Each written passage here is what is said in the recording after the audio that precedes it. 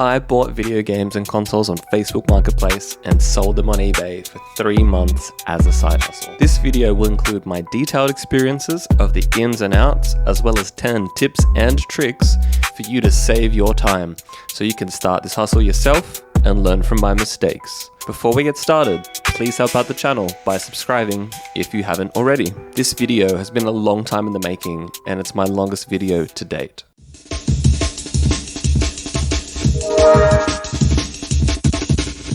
Let me preface this by saying I have used eBay for over a decade, mainly to purchase, but occasionally to sell a video game here and there that I've finished. I used to purchase the latest Call of Duty at the time, hit Prestige 1, and then list the game on eBay by buying the game as cheap as I could, then selling it online while it's still popular. I was able to get what I wanted out of the game for a fraction of the price. I also had good feedback and an eBay history prior to starting, so I wasn't completely clueless on how to post an individual game on eBay. Okay, now that that's out of the way, it all started by scrolling Facebook Marketplace and finding 8 PS3 games for $15 located in a very nearby suburb. I purchased these at the amazing price, knowing that I'll be able to at least sell 1 to 2 and make my money back. Around this time, I also stumbled upon other YouTubers like the Aussie Flipper up on the Gold Coast, so I learned a few tips and tricks from him, that you can check the sold item prices on eBay, not just what the listed prices are before people buy them. This way, you're able to see if an item actually sells and what someone actually paid for it, as well as how many of them sell and how many of them are listed on the market at the moment. A key benefit of Facebook Marketplace sales is that if someone includes good pictures but doesn't list much of what they have, you're able to scour the pictures for the individual games and see the quality of the consoles before you physically go and look at them. I use this strategy so I can search up games that are in bundles to see what they're actually selling for using the sold items feature that I just described. This gives me an idea of how much money that I can make out of a bundle minus all other fees associated with selling the items. I'll touch on fees and postage later in the video. The second item I saw in Facebook Marketplace was a bunch of Xbox One games and one PC game for $50. So it was $5 a game, as there was 10 in total. It was about a 15-minute drive from where I live, so I figured the purchase was well worth it. Zombie Army Trilogy was selling for around $38 on its own at the time, which would have recouped the majority of the cost of the bundle. Spoiler alert, it actually still hasn't sold, but I decided to spend an hour playing it on my Xbox anyway. So at this point in time, I had only purchased games themselves, and I just post these one by one using an untracked, prepaid letter envelope from Australia Post, which costs $3.80 from the post office. You basically write the address on the front, return address on the back if you wish.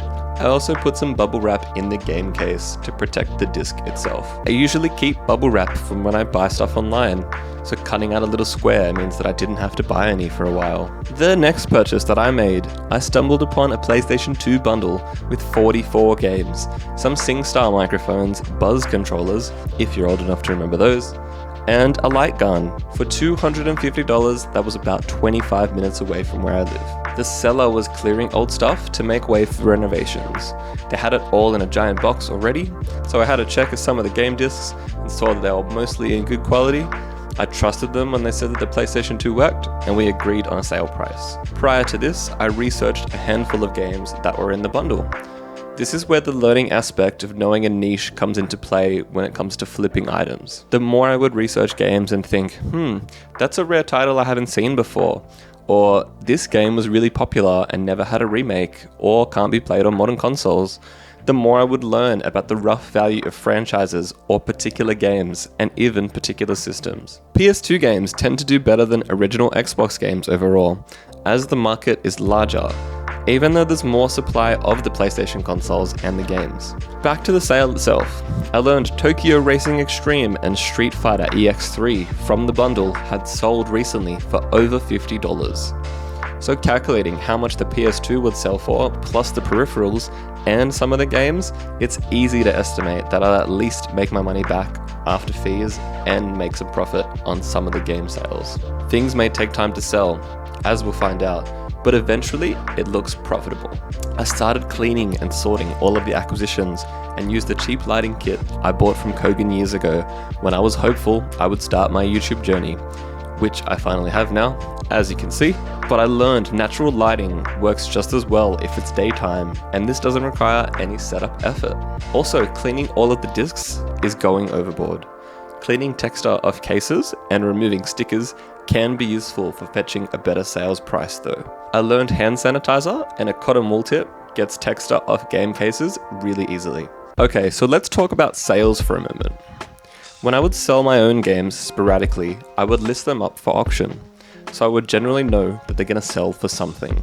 I'll put them at a reasonable starting price, like $20 for a $50 game, so I know I'm gonna make some money back from the sale. This also gets traction on the auction itself. I started putting the games that I bought from Marketplace up for auction, but not having many of the PS3 games sell themselves. After a week or so, I started putting everything on a buy it now item price. Every time I would acquire some new games or consoles, I would spend an hour or so taking photos of everything, and then spend an hour or so listing up everything. The game I mentioned earlier, Tokyo Racing Extreme, which I'm actually reading about on social media lately, as it's getting a reboot of some sort due to it being a cult classic, sold for $50. I didn't want any issues with postage, or the customer claiming that they never received it and wanting a refund, which is a risk that I take when I use untracked postage. So I learned about tracked letter postage, which is around $6.70 at the current point in time. It eats into some of the profits, but ensures that I don't lose high value items to people scamming me, as I can confirm that they've been delivered. I started strategizing some of the sales to put games of the same franchise together. If you do this correctly, you can save on postage costs for at least a few dollars per title, which adds up to a lot towards reaching your break-even point for each purchase and eventually the profit point. I continued to scour Facebook Marketplace with a passion and found a PS2 console with a few PS1 and PS2 games that would make up for $105 without even having to sell the PS2. So I took the guy up on that offer. Later, I saw 3 PSP games for $10. This was when I was out checking op shops on the weekend for video games, which I'll touch on later. This was 30 minutes away from where I lived, but I figured the price for the PSP games is still worth it. They're kind of niche, but still popular, so I picked up those as I could sell them for about $50 for all 3 items minus any costs. At some point in my research, I learned that some specific fat PS3 models can sell for around $500 as they can play PS1 and PS2 games. The later models of PlayStation 3, however, don't have this backward compatibility chip installed. The good part here is that people don't often know what they have when they're selling, other than the fact that it's a PS3. The bad part here is that people take terrible photos on Marketplace and suck at replying with valuable information like serial numbers. So I started checking any pictures that might contain serial numbers for these specific models, in the chance that I strike gold and 4x my investment.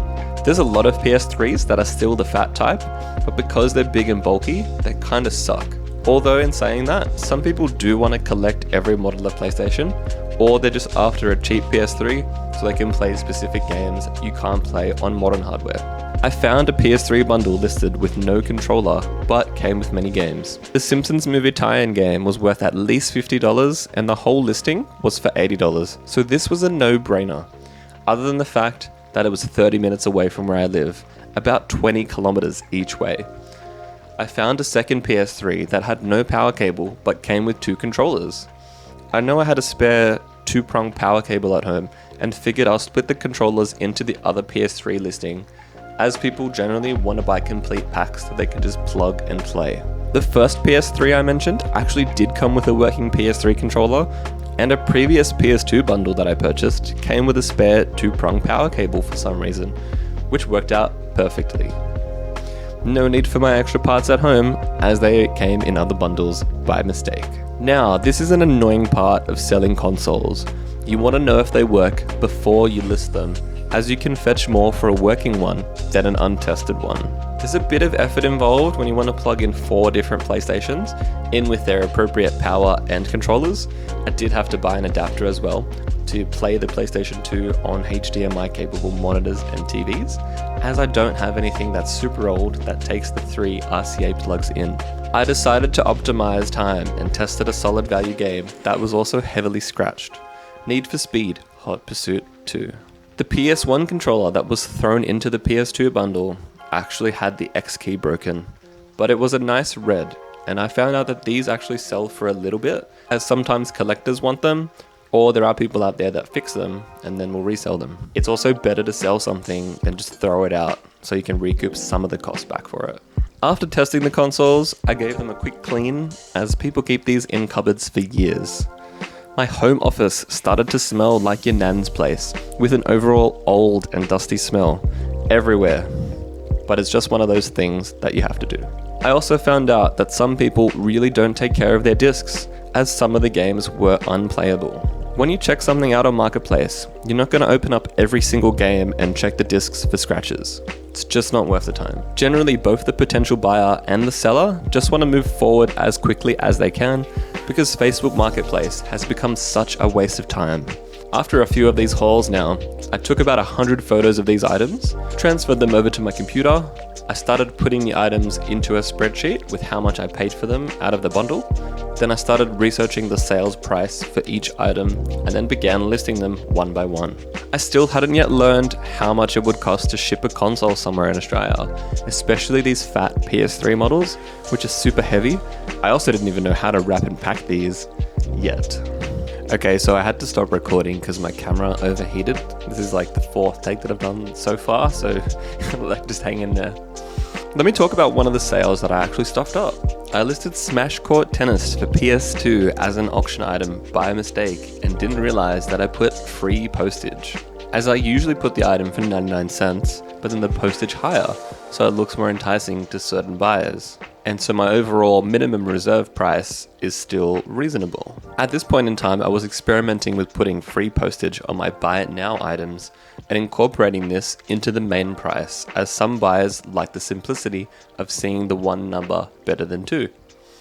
Anyways, this game sold for $3.25, so by shipping it for $3.70, I ended up losing money plus the cost of the game that was from the bundle. Oh well. I was also trying to declutter my house when I realized buying all of this stock was adding more clutter to my living room floor, and I didn't take into account that some of the items were gonna sit there for quite a while. Some are still sitting on my shelves to this date, but I've made a profit on almost every bundle that I've purchased through this experiment. I'll talk about one issue that I found, and it's that people actually list their game stuff on Marketplace at a fair price. So as a flipper, you generally can't make too much on a lot of the items that you will see available. You'll spend a lot of time researching games that are in bundles, and then you'll find out you can only make $20 for a few $100s worth of effort, and the risk of investment, and the time shipping everything out. On to the next sale. I had a potential buyer for one of the Xbox One games that I bought originally, and they asked if I would ship it to Canada. I did some calculations on the Australia Post website and found letter post is around $11, but can take up to 3 weeks. The buyer ended up being happy with this. However, it turns out that international post is strict and they wouldn't let me put the game into the letter post, so it had to be done via a padded bag and full postage cost, which turned out to be $23. So a large chunk of profit on this game was lost. I actually would have been better to sell it at a cheaper price to someone in Australia at that point. But also another learning experience when it comes to international shipping. I eventually shipped my first console off, a PS3 Slim with 2 controllers.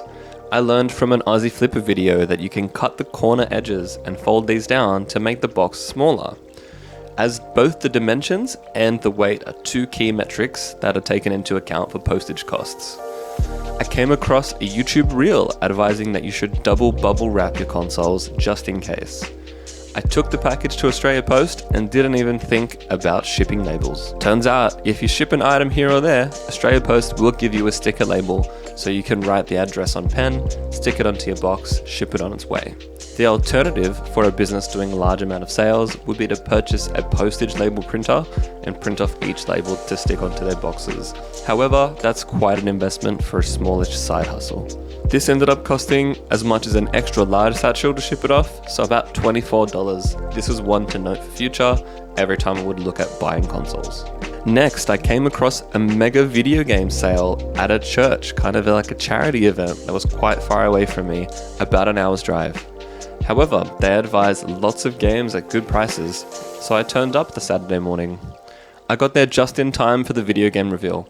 Basically, it was a table covered with a tarp and some bricks holding it down. The volunteer advised to us, no snatching or there will be issues. I won't comment on the type of people that were hovering over the video games, but you can only imagine. Once the tarp was unveiled, most of the games went immediately. Some guys grabbed piles with both hands for later console generations like PlayStation 4. I ended up snagging Need for Speed Most Wanted for PlayStation 2 for $2 and a few 360 games, 3DS, and Jackie Chan Adventures for PS2, which I thought would be valuable. Turned out that only Most Wanted was really worth anything decent. As I already spent an hour to get here, I figured it's worth checking out their CD, DVD, and TV series sales. I grabbed a few new looking movie packs and TV shows. After research, it turns out that these really aren't worth selling on eBay after shipping and fees. I don't know how people do this unless they're a business and get super cheap postage rates from their high volume. As I procured these DVDs for only a few dollars each, but it still wasn't profitable. I thought I had all of the seasons of Breaking Bad, but it turns out that one of the later seasons was put onto 2 separate discs, so I was missing one from the pack. Full sets actually do sell decently on eBay, according to the Aussie Flipper and some of my sales research. All a part of the experimentation of diversifying into other categories, as there's only so many video games that you can find on sale and only so many profitable deals within that. So overall, a pretty bust morning. At least every 2 days, I would have 1 or 2 games sell, so a part of my daily time in listing items or taking photos, I would also pack these into envelopes and drop them off to my nearest post office box when I was on the way past to go to the shops or to go to the gym. Over time, I had to come up with strategies to try and move some of the stock that I wanted to get out of my house. eBay has an offers feature, mainly for people that add the item to their watch list, but you can also do it when people view the item sometimes. So you can send them an offer with a discounted price. This can help nail down the sale. I started changing prices and ad rates for some of the peripherals like the SingStar microphones, as these just weren't selling. I knew I wouldn't make profit on them, but making something helps the overall bottom line. So I sent out a blast of offers, and then I had one for Onimusha 3 for PS2 come back, selling for $30. I also just mentioned ad rates a moment ago if you noticed. You can have your listings search higher than others by promising eBay a percentage of the sales price when the item does sell. They say the higher the price, the more likely the sale, and each type of item has its own average rate, but you can keep these to around 3%. This was a tip that I learnt from the Aussie Flipper to help keep items flowing out and not losing too much profit in the process. I would put the sponsored rate between 5 to 10% for some items that just weren't moving, like the peripherals and the buzz controllers, because I just wanted this junk gone. One day, I was a bit down until I came across a bunch of original Xbox games in a marketplace listing, which you don't see often. A lot of them were gold and an average of $5 each when you divide the bundle into how many games there are. My strategy here involved checking the sold for 90 days price as well as the current cheapest listing to see the minimum that I would make from a sale. I messaged the person ready to drive to wherever and drop them some cash, but the seller mentioned a lot of the games were already promised to other people coming that night. I was devastated, as around this point in time, I was spending a lot of my time and energy into hustling and trying to find the next great haul. I didn't find many profitable listings for a period of time, but I already had probably 30 to 50 items up for sale at that point in time, so it's just a matter of letting it do its thing and people buying the games either on weekends or night times. I would check my phone some mornings and then find that someone bought a game overnight. Or I'll be out and get a notification for my item selling and that the buyer has paid. That's the beauty of this kind of hustle. There's a lot of effort that goes into it, but you can pack and send the games on your own time, and people buy them on their own time, without you having to facilitate anything, as that's why eBay exists and takes a solid cut. I shipped out 4 games one Wednesday afternoon, around $25 in profit for the 4 games, but overall revenue still helps the spreadsheet. After each sale, I would add the postage cost, eBay fee cost, including sponsored ads, and the sales price to my spreadsheet. And I was writing someone's address on the envelope, ready to ship the game off. I was able to see how much profit that I'm making. This helps keep the motivation of knowing that I just made $8 by putting this game into this envelope.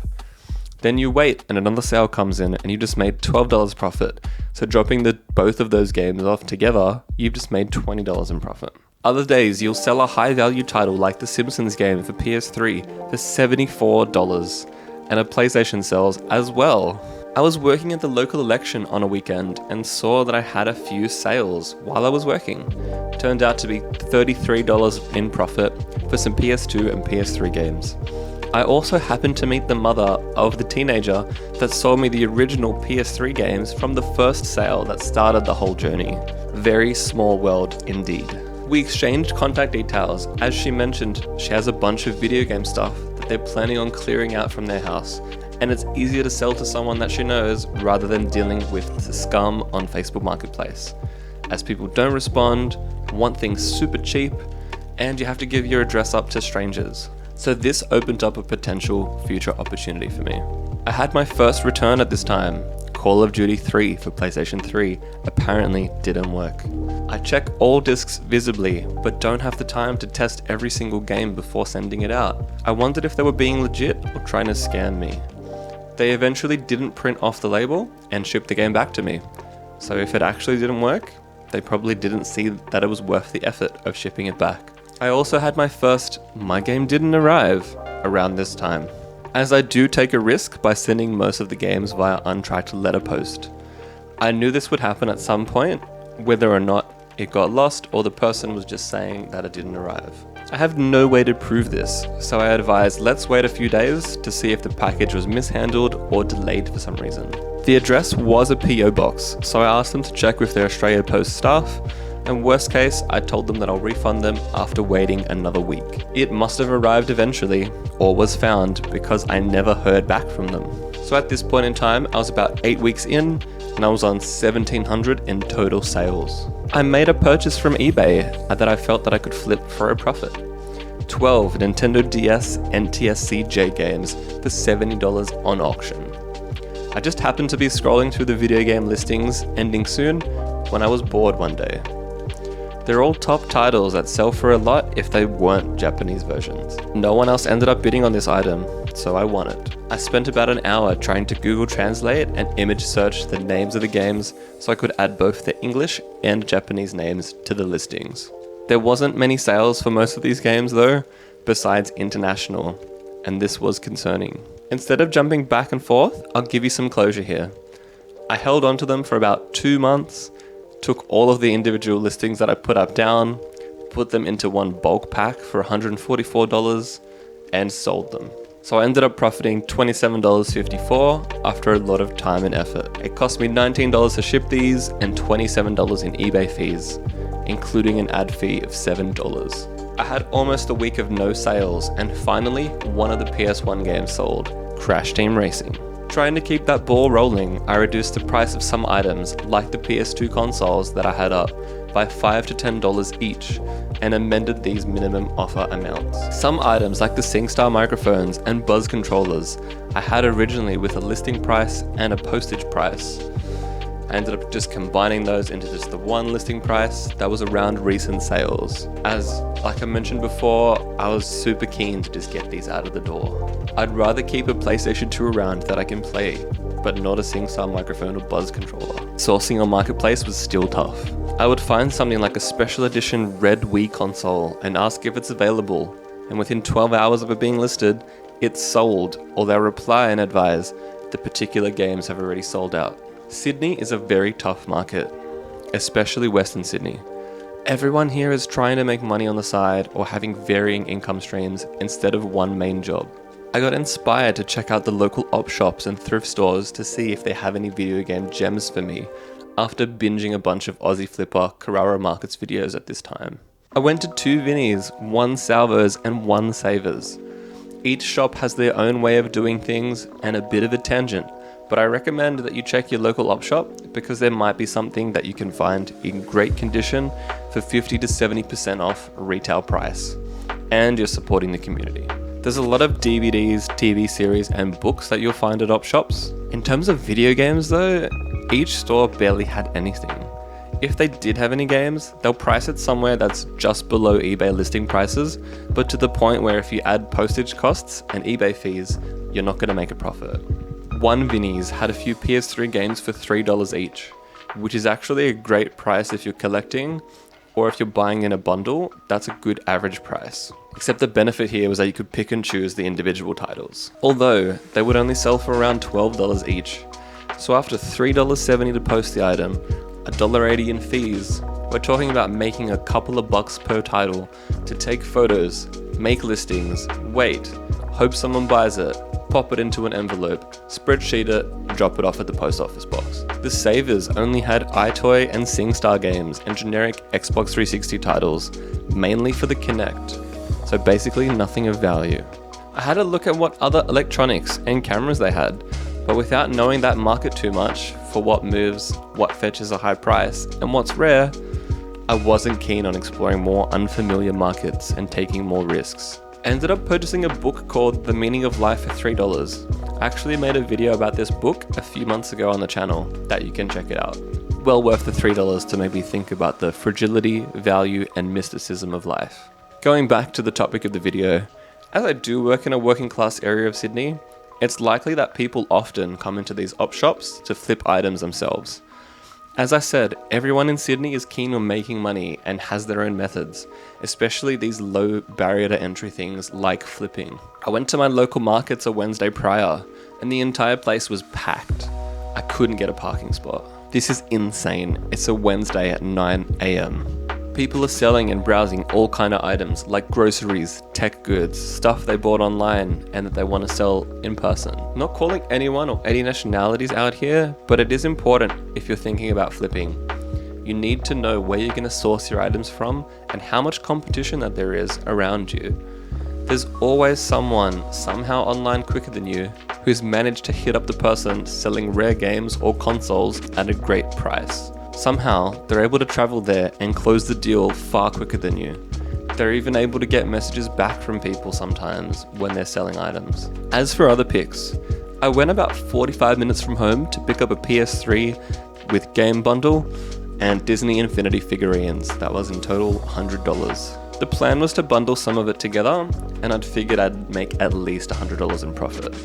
P.S. I do still have the Disney Infinity figurines though.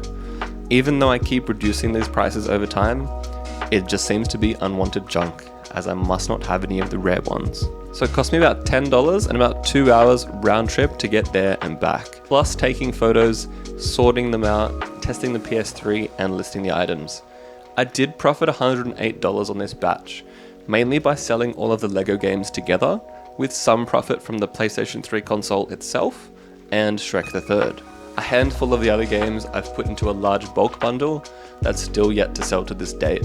It seems that not a lot of people want these old sports games or games that don't have cover art or manuals. I had no sales that week until 4 games sold individually on a Friday night, plus the LEGO game bundle.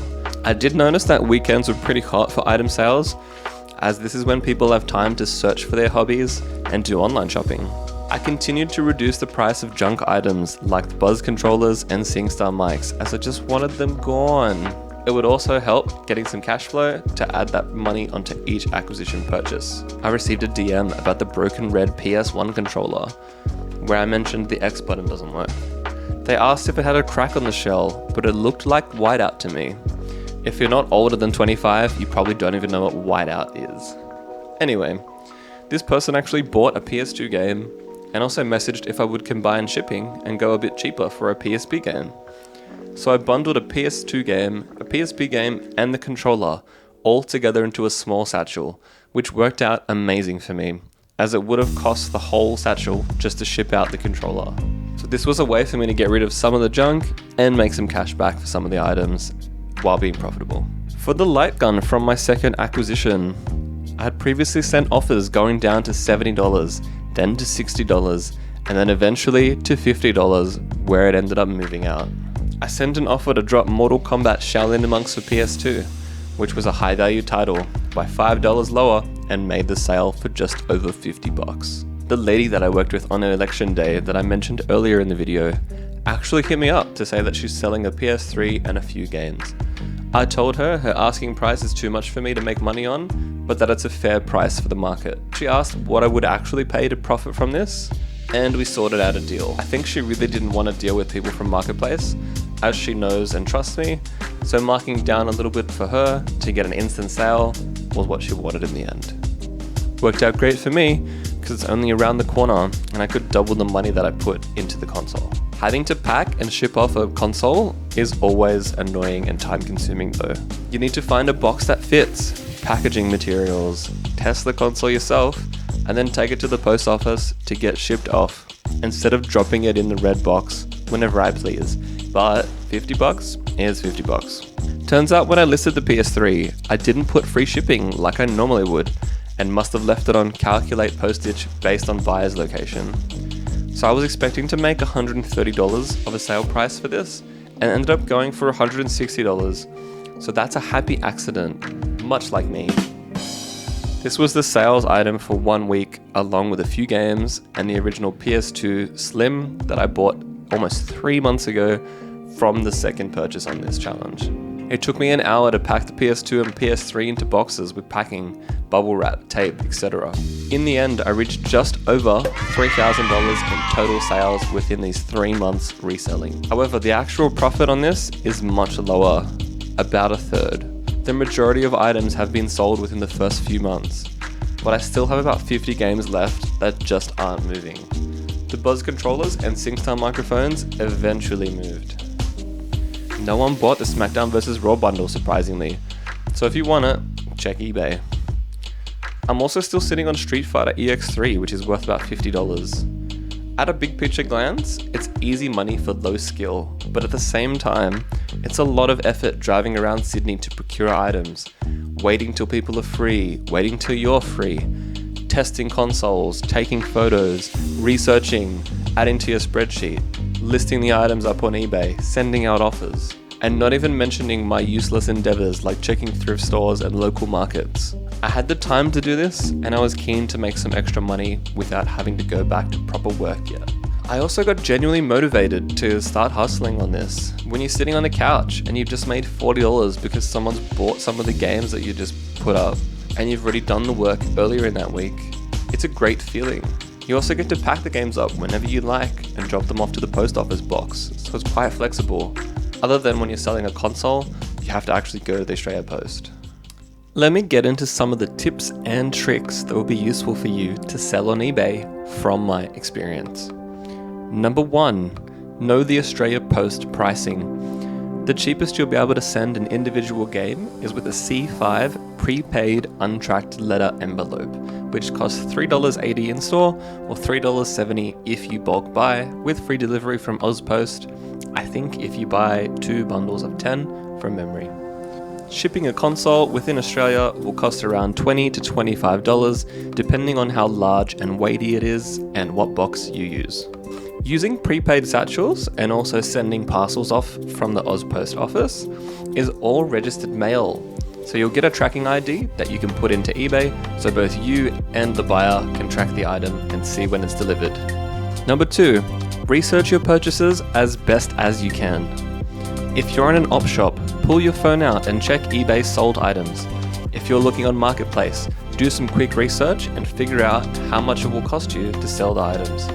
Generally, with a 3% sponsored ad rate, eBay fees for video games will be about 15%, as the default is 12%. Add $3.80 to ship the game out and whatever it costs you to acquire it. So let's say you buy it for $5 in a bundle, sell it for $20, meaning about $3 is eBay and ad fees, and almost $4 to ship it out. So about an $8 profit for the time spent acquiring, listing, and shipping. Sounds like it's not worth it, but if you bought 10 games, all from one sale, and they all happen to sell, let's say, within a month, that's an extra $80 that you've made that month for a little bit of effort. Perfect side hustle, as you can spend as little or as much time as you want. Number 3, having an eBay account with good feedback will help you stand out amongst others.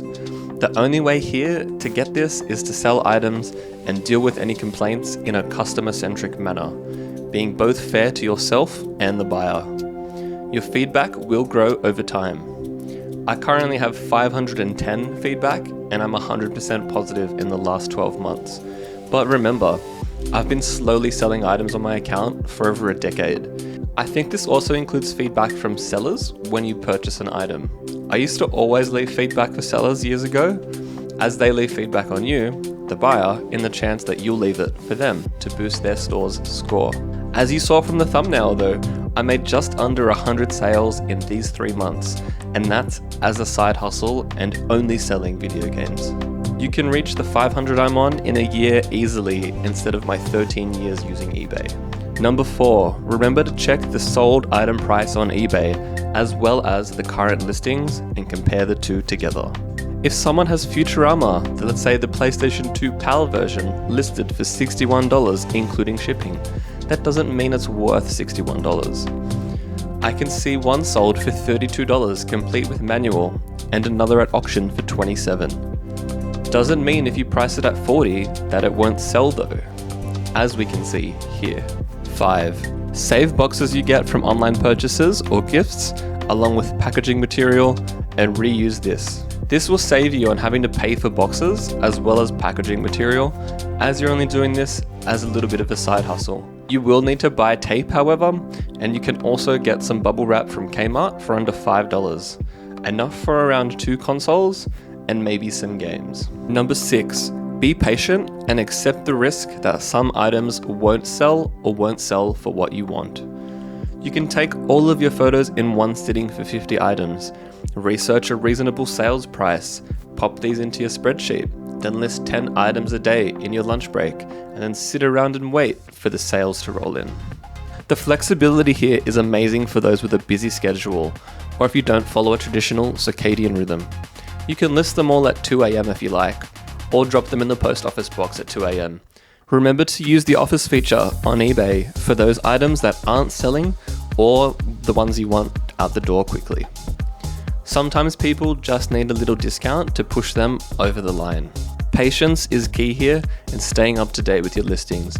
You might need to re-update your listings, you might need to take them down and republish them, change the price here and there, etc. Number 7. I recommend a 2-day handling time, as this gives you a chance to be busy one day or wait until the following day to see if you have 2 sales that you can drop off to your local post office box in one go. 2 days isn't too long for people to wait in addition to the postage times, and 1 day isn't always reasonable depending on your lifestyle. Number 8, detach from the games and know you're doing this to make money and not to buy cool stuff that you want. You might want to buy or hoard all of the games from your childhood for the nostalgia, or sell them after you play them. But remember why you started this flipping hustle in the first place. Money. You might come across your favorite game and then decide to keep it. That's a perk of this. Don't get carried away, especially when it comes to consoles. You're not here to collect them all, you're here to make dollary dues.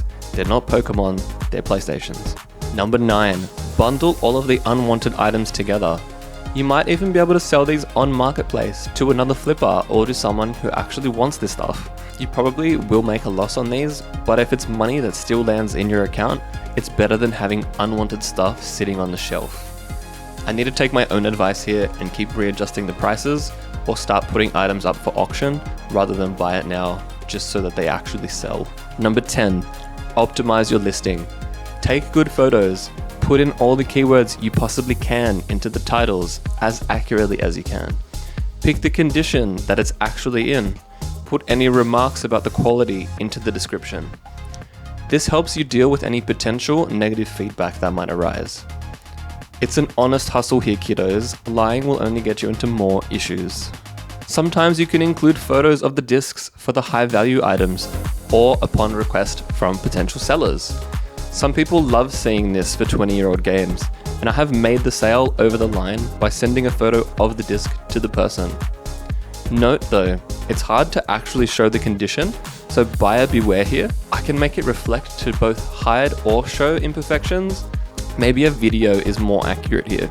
If people ask, I choose to show them, as there is no potential way they'll be able to turn around on me and say, oh, there's a scratch that you didn't tell me about. Download the eBay app on your phone, and you can actually do the whole listing from there, including the photos. Or use the photos, make a draft listing, and then finish that off on your PC or laptop. The app is also handy, as it will allow you to reply to customers when you're out and about, or change the prices of items, deal with offers, and make counter offers.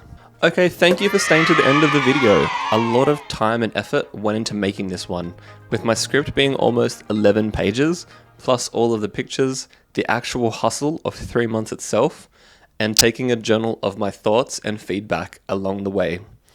I would really appreciate it if you could share this video to someone who is looking to start up a side hustle, as well as liking the video for the algorithm. Subscribe for more money-driven content. Here's the side hustle playlist, so you can check out my other videos on proven ways that I've used to make extra money. Hope this video helped you up your life.